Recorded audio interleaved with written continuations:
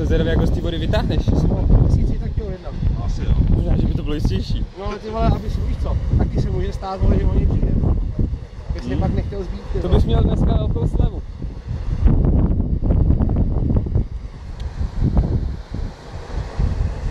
Včera jsem vyndával 2, vyndal jsem nebo 2, no.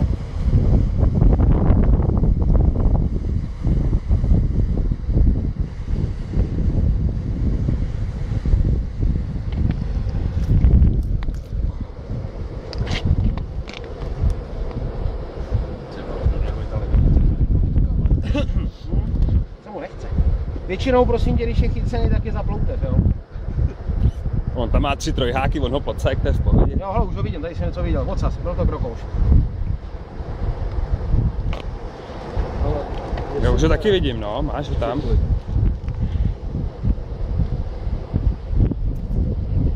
Hele, ty vole, to je zaháček jiný, počkej. Ty vole, co to je? Krokouš, počkej.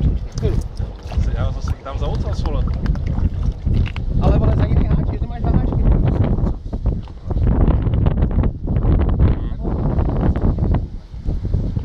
Potvora, vole. Chceš ti fotku? Jasný.